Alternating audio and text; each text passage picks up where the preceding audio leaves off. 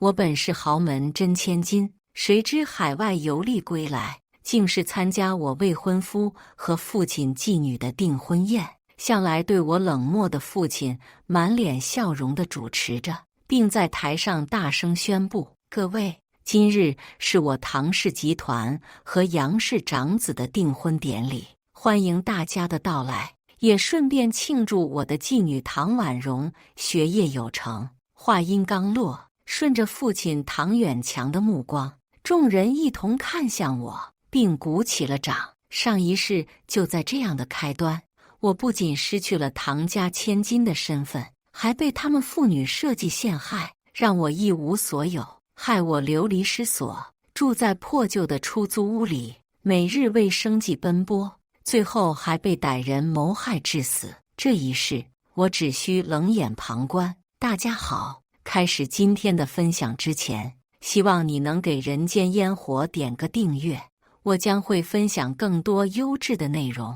我静静地站在角落，看着父亲因为这场订婚宴兴奋得红光满面，看着我的未婚夫和他的未婚妻亲昵低语。许是察觉到了我的目光，冒充我身份的继妹唐瑶挽着杨明宇朝我走来。姐姐，很高兴你能来参加我的订婚宴，你也别怪杨明宇悔婚，毕竟他杨氏集团的继承人，怎么能娶一个私生女呢？你说是吧？唐瑶一脸得意地说完，杨明宇轻蔑一笑，立刻接话道：唐婉容，也不知道是谁给你的胆子，自己是私生女就算了，还敢冒充身份和我订婚？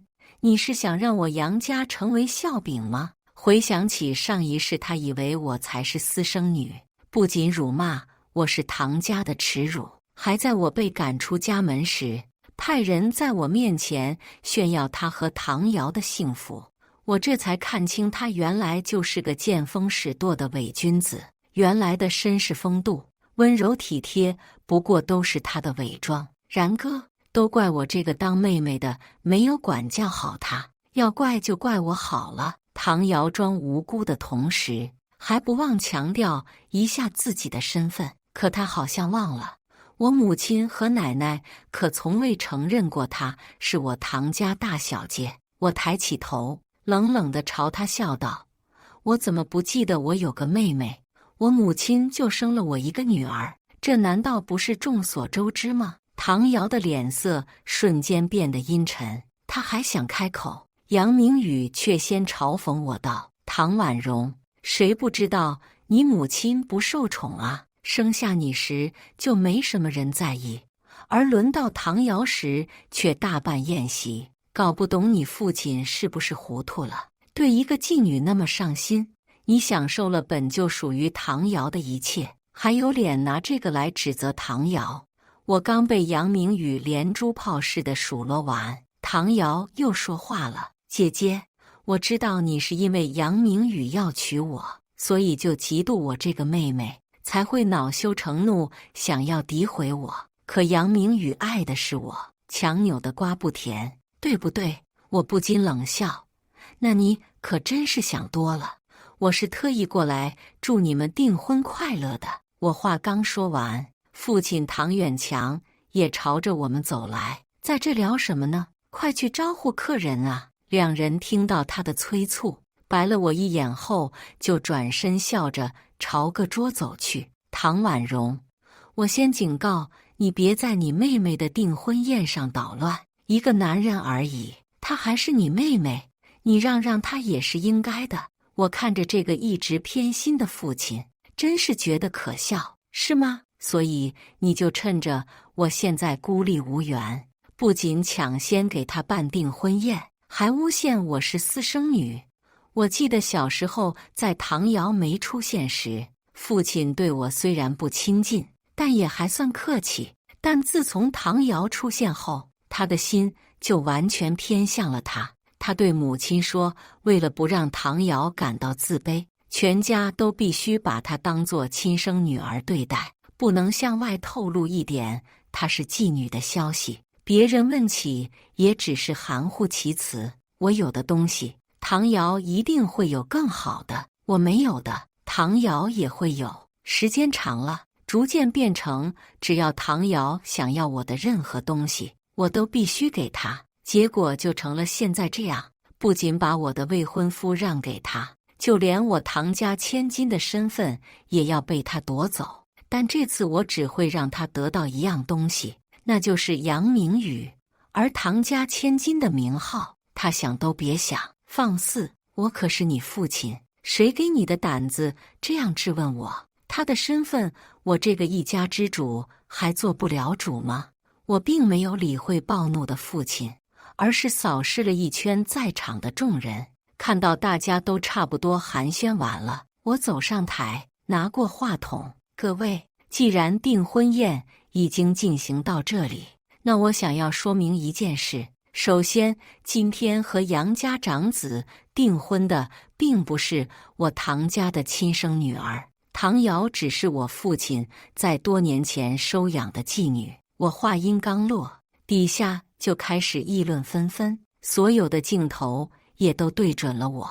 但唐瑶却急了，她黑着脸跑上台：姐姐，你不要闹了，父亲虽然宠爱你，但妓女就是妓女，我也知道你还不能接受，我们可以回家再谈。今天是我的大好日子，你这样闹，让我们唐家的脸往哪搁？我嗤笑：我是私生女，那请问你要如何证明？我刚说完这话，没想到父亲也冲上了台，他一把抢过我手中的话筒：唐婉容，你不要在这里胡说八道，我这个唐家一家之主，难道还不清楚谁才是我女儿吗？我转头看向这个我曾经最敬畏的父亲，别以为我不知道你们的阴谋，不就是想抢先和杨家联姻来巩固地位吗？谁是私生女不？我还未说完，杨明宇的父母却先站了出来：做人要懂得感恩，你这样的人品，即使是唐家真正的孩子，我也不会让我儿子娶你。我的目光随着说话之人看去，杨明宇的父亲杨启对着我怒目而视。他刚说完，他的夫人林婉也朝我冷冷道：一个毫无教养的人也好意思在这里争抢唐家千金的身份，名义上是千金，其实只不过是唐家的一个污点罢了，自己不检点，只会痴心妄想。我的儿子怎么可能娶你这种人？我不知道在海外游历的这几年，唐瑶他们是如何诋毁我的名声，导致这杨家二老一直对我有成见。他们以为我在国外肆意妄为，所以才会被唐家送出去历练。可实际上，我在海外一边学习，一边拓展家族业务。母亲选择让我出去，也是为了让我能够在更广阔的天地提升自己的能力，以便日后回国掌管家族企业。因为我外出历练，母亲就让唐瑶先暂时管理了一部分家族事务，所以在外人眼里，唐瑶是聪明能干的商业新秀，我则是放荡不羁的纨绔子弟。可没人知道，我们公司在海外开拓的新市场取得巨大成功，也是我的功劳。反观唐瑶管理事务3年，却毫无建树，只会窃取别人的成果，据为己有。随着杨明宇父母的发言，原本还是旁观者的宾客也纷纷对我指责起来，也不看看自己什么样子，就这样也敢来抢身份。这样的人哪能管理家族企业？我看公司到他手里迟早要完蛋，就是自不量力的一个跳梁小丑罢了，也不掂量掂量自己有几斤几两，真是可笑。仗着唐家夫妇心善，宠了他几年，即使毫无作为，也还送他出去历练。现在回来就不知道自己是谁了。听着这么多人对我的数落，如果是上一世，我一定会悲愤交加，却又无能为力。但幸好这一世我已经有了准备，身份的事情暂且不论，名誉却必须趁此机会澄清一下。我拿起话筒，看向还在指责的众人：“各位，请先看大屏幕，看完了再发表意见。污蔑我的人，我绝不轻饶。”父亲皱起眉头，一脸紧张。唐婉容，你又想耍什么花样？唐瑶脸色难看，却还强装笑容。姐姐，别人误解就误解了，你好歹是我唐家领养的女儿，不会连这点度量也没有吧？非要在我的订婚宴上闹事吗？杨明宇恨我恨得咬牙切齿，他怒目圆睁。唐婉容，你真是恶毒，得不到我就想毁了我的订婚宴是吗？我并没有理会他们，而是拿起手机操作了一番，将我这几年来的成绩、获得的荣誉以及在海外拼搏的成果一张张投放在大屏幕上。随着我的手指滑动，我私下为家族做出的贡献也全都展现在大屏幕上面。原本喧闹的大厅又窃窃私语起来，已经有人开始对我改变看法。原来传言都是假的呀！我就说嘛，好歹也是唐家的女儿，怎么可能一事无成呢？谁知杨父突然冷哼一声，高声道：“再怎么样也只是个私生女，给我儿媳打下手还行，终究难成大器。”今日来的宾客中有不少各界名流，杨家在商界的地位举足轻重。他的这番表态也让其他人跟着改变态度，就是一个私生女罢了，也就起个辅助作用，不会真以为证明了自己有能力就可以改变私生女的身份了吧？哈哈，再有本事，人不正派也没用啊！现在还不好好讨好他妹妹这个继承人，反倒来搅乱他妹妹的订婚宴，真是蠢笨如猪。我无所谓的笑笑，再次拿起话筒：“各位，关于是否是私生女的身份，我也要澄清一下。”我拿着话筒看向父亲唐远强：“爸，你说我才是私生女，那你有什么证据呢？难道就凭你一家之主的身份说一句话就是证据了吗？”我的话瞬间将矛头指向父亲，众人也都朝他看去，都等着他拿出证据。毕竟这事已经闹得这么大，现场还有众多记者媒体，他若是不拿出证据，这是难以平息。父亲唐远强果然脸色铁青，十分为难，他气得胸口剧烈起伏，还试图抬手打我，却被我一把抓住。“爸，你怎么还恼羞成怒了呢？你不是说我才是私生女吗？那你拿出证据呀！当着这么多人的面证明，也免得以后有人议论。”唐瑶突然笑着插嘴道：“你急什么？我已经让人去拿了，一会儿你就能看到。”趁这个机会，我也想说几句。我虽然不知道他要拿出什么证据，但父亲的脸色却变得惨白，他嗫嚅了几下嘴唇，小心翼翼地拉了一下唐瑶的手。唐瑶也朝他小声说：“放心吧，爸，一会儿就有好戏看了。”说罢，他从我手中拿过话筒，看向台下：“各位，你们今天也看到了，我这个姐姐不仅不懂感恩，反而在我的订婚宴上捣乱。我也借此向大家表明我唐家的态度，只要订婚宴结束，我就会让她离开唐家。我唐家虽然仁慈，但也不能养着一个忘恩负义的人。”好，台下纷纷鼓起了掌，这种人就该赶出去，也给我们一个教训，不要随便收养别人的孩子。我并不在意这群人的话，因为等唐瑶演完这场戏，就轮到我了。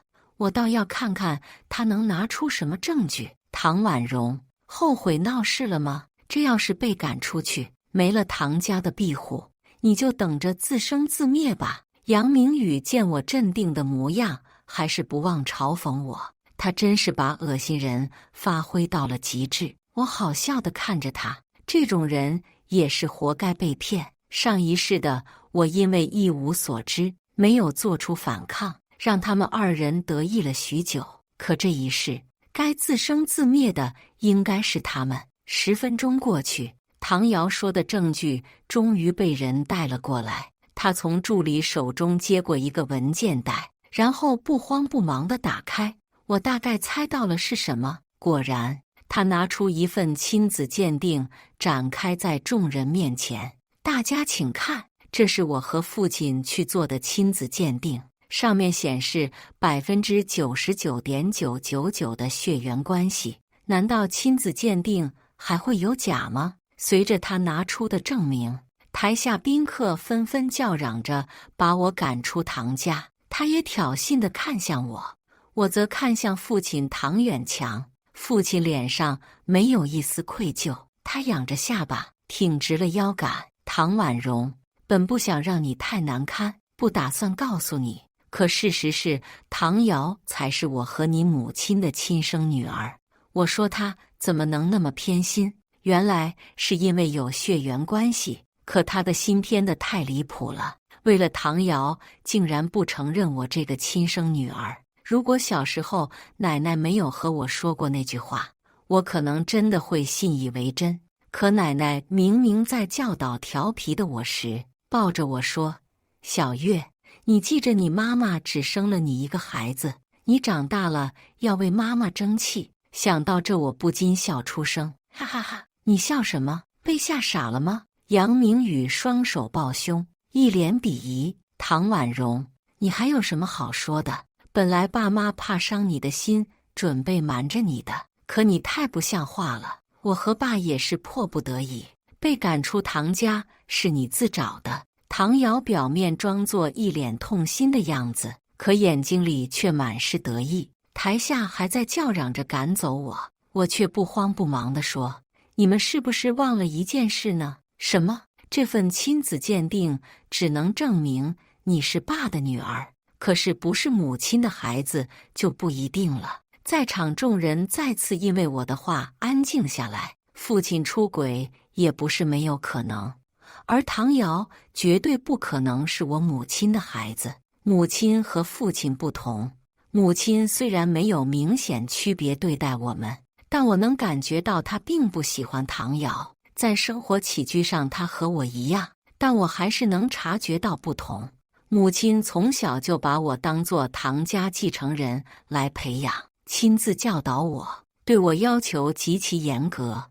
我只要有一点不如唐瑶，就会受到惩罚。母亲也曾在父亲的要求下培养唐瑶，但唐瑶觉得母亲太严厉，不喜欢母亲的教导。从那以后，母亲就没再管她。表面上，她和我都是唐家的女儿，但奶奶可从未承认过她。如今奶奶去世，母亲在国外，他们父女就迫不及待要证明身份，然后赶走我。妹妹举办订婚宴这么大的事，为什么不邀请母亲？是你们心虚了吗？唐瑶和唐远强还未说话，杨明宇却抢着回答：“阿姨都病倒了，所以不能出席订婚宴。私生女果然是私生女，一点也不关心生病的母亲。原来唐瑶他们就是这样欺骗杨家的，是吗？那我可得打个电话问问。”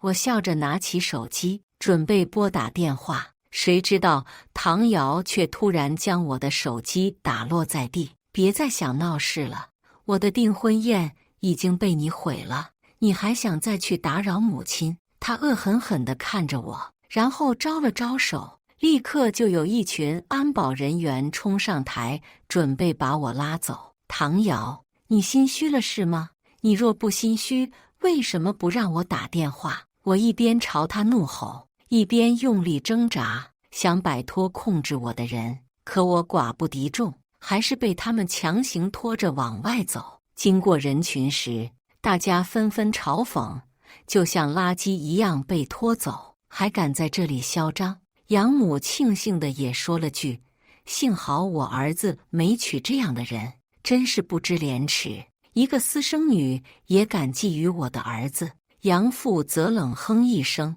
私生女就是私生女，就是个祸害。”我心中一阵酸楚，总算体会到了世态炎凉。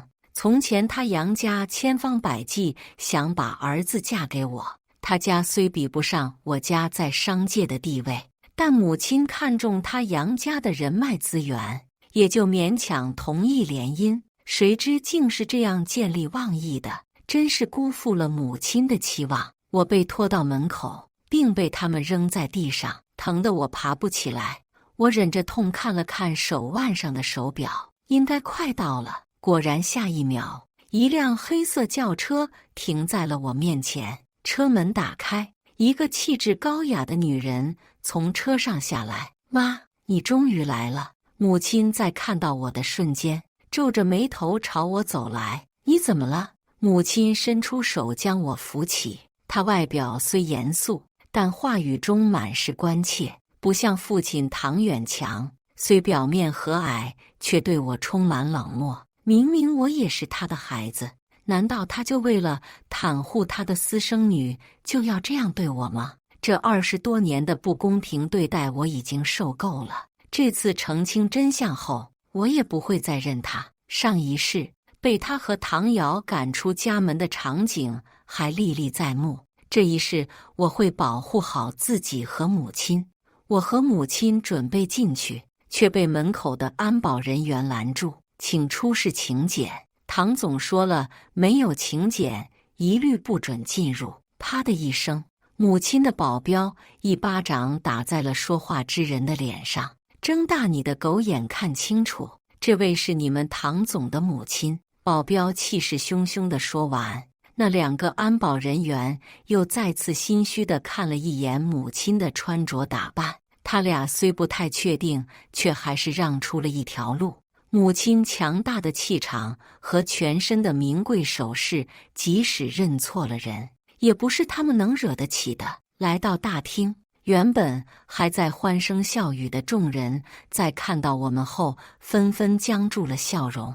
但有人率先反应过来，谄媚地举起酒杯，朝我们走来。唐夫人，听说您病了，还没来得及去探望，您怎么就拖着病体来参加订婚宴了？身体要紧啊！母亲冷着脸，没有理会他们，而是径直朝着唐瑶他们走去。妈，你怎么来了？唐瑶心虚又疑惑地看了眼父亲，父亲唐远强也瞪大了眼睛，结巴道：“老婆，你怎么来了？”唐远强满脸震惊，这个订婚宴是怎么回事？母亲冷冷问道。父亲一时语塞，不知如何作答。妈，这不怪爸爸和唐瑶，是我喜欢唐瑶，想和她订婚，所以才……杨明宇挺身而出，将事情揽在自己身上。父亲见杨明宇主动承担，连忙附和：“对，老婆，这是杨明宇的意思。我看2个孩子情投意合，也不好棒打鸳鸯，想着你在国外忙，就私自给他们办了这事。”母亲尚未回应，身后却传来一道嘲讽之声。我和母亲一同转身，便瞧见养父和养母的身影。哎，亲家母，你一个女人就别管了。对于这门婚事，我和我夫人也是同意了的。养父说道。唐父也同意，2个孩子也乐意，你就别介意了。难道孩子的婚事，唐父还做不了主吗？以往听闻业界对母亲有所轻视，如今算是见识到了。母亲为顾全父亲颜面，对外宣称唐家事务皆由父亲做主，自己仅挂个虚名。岂料竟真有人深信不疑。母亲并未发作，仅是微微一笑，可接下来的话语却令在场众人皆变了脸色。她自然可以做主，毕竟只是一个妓女的婚事，我还用不着亲自过问。什么？唐瑶才是妓女？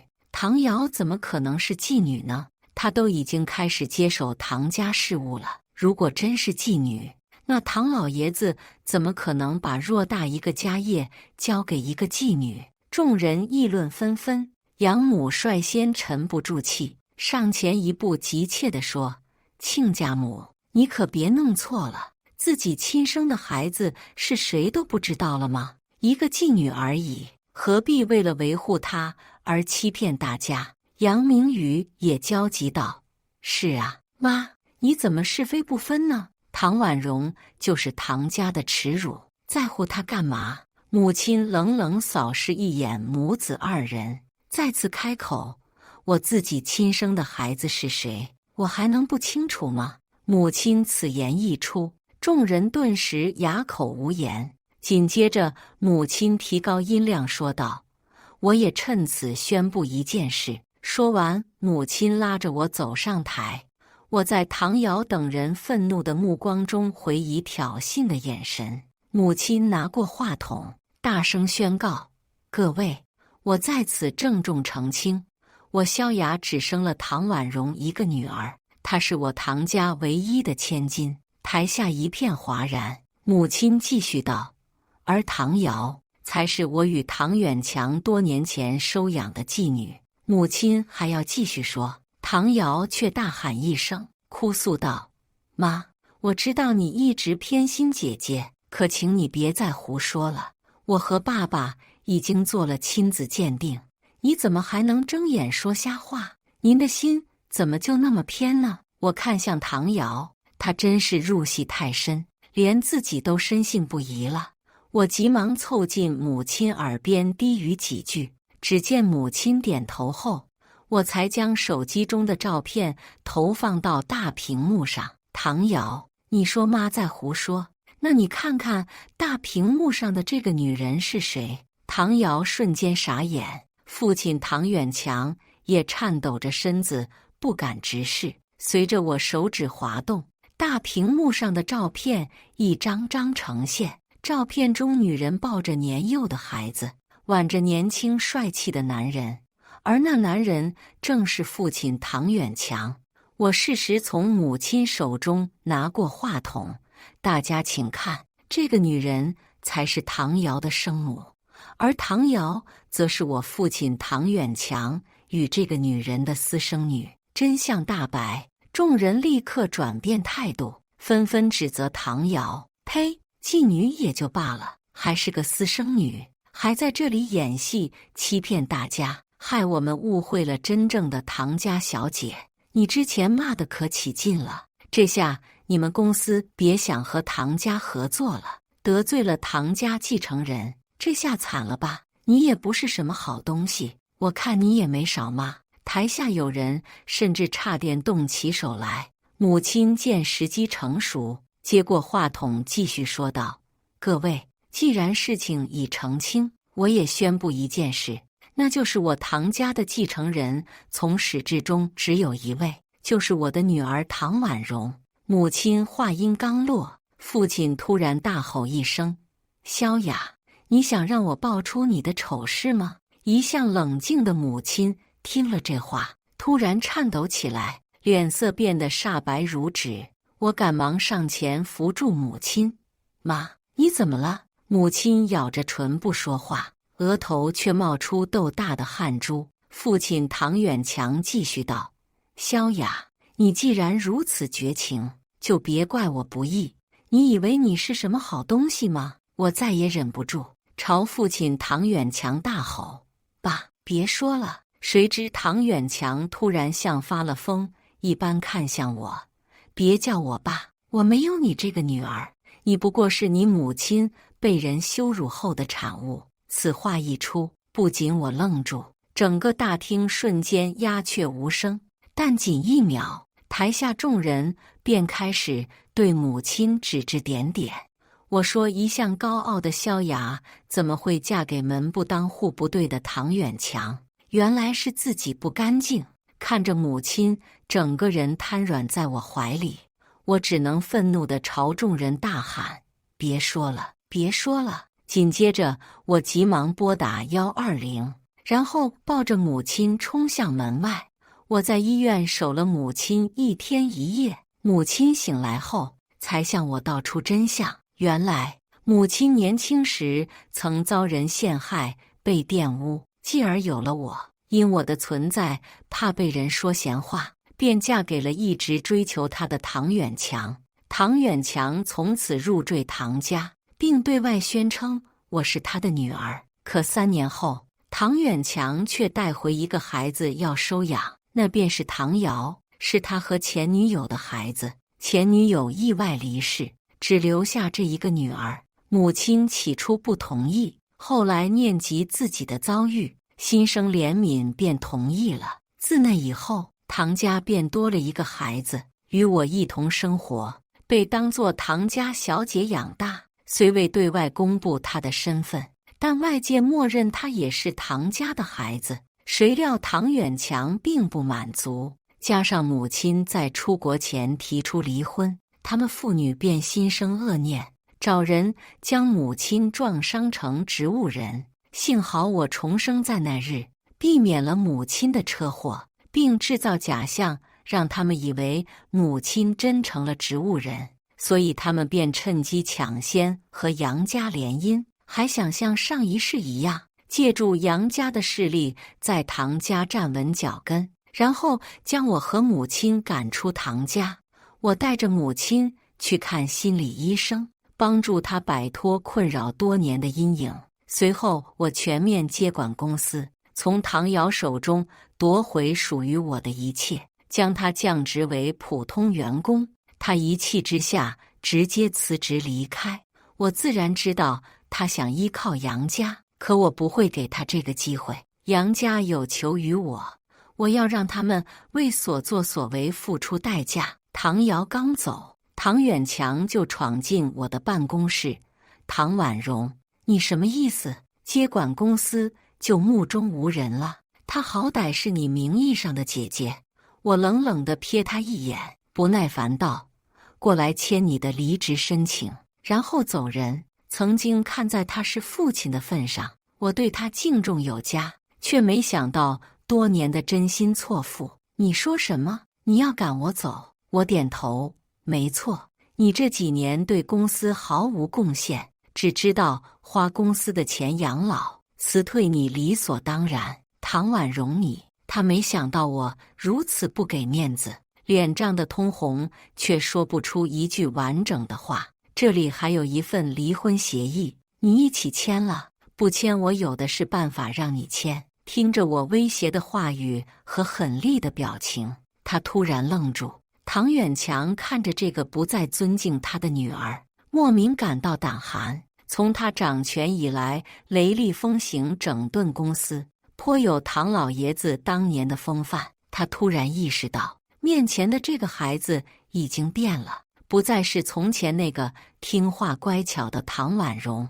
他接过离婚协议，仍不甘心地想争取更多，除了股份，我还要那套别墅。我嗤笑一声，答应了他。事后，我派人从唐远强手里买回股份，并着手整治杨氏。半年后，杨氏宣告破产，杨家二老受不了打击，相继离世。再次见到唐瑶夫妇时，两人在街边大打出手。唐瑶一手扶着隆起的小腹，一边推搡杨明宇，并大骂他是骗子。杨明宇恼怒之下推了唐瑶一把，大肚子的唐瑶摔倒在地，痛苦哀嚎。下一秒，他的下体流出鲜血。杨明宇慌了神，推开人群逃跑。这时，唐远强突然出现，他抱着唐瑶哭喊救命，四处张望后，突然放下唐瑶，跌跌撞撞朝我走来，疯狂敲打车窗。我将车窗摇下，求求你，救救我女儿，送她去医院。话说到一半的唐远强看清是我，愣了一下，但听着身后女儿的哭喊，还是哭着求我：求你了，小月，看在往日情分上，救救我女儿，你大人有大量，送她去医院。我看着此刻卑微祈求的她，没有一丝怜悯，只有快感。上一世他们父女将我赶出家门时，可没念过一丝情分。想到这，我笑道：你还是等救护车吧，我很忙。说完，我关上车窗，驾车离去。这一切都是唐瑶咎由自取，是她的报应，我不会插手。不久后，听闻唐瑶难产去世，杨明宇被告上法庭，因故意伤害罪判处3年有期徒刑。母亲经过治疗，逐渐康复，一切都在变好。感谢命运给我重来的机会，这一世我定要好好活着，守护亲人。以上就是今天分享的故事，大家有什么想说的、想吐槽的，欢迎在下方评论交流。也更希望能给人间烟火点个订阅，我将会分享更多优质的故事内容。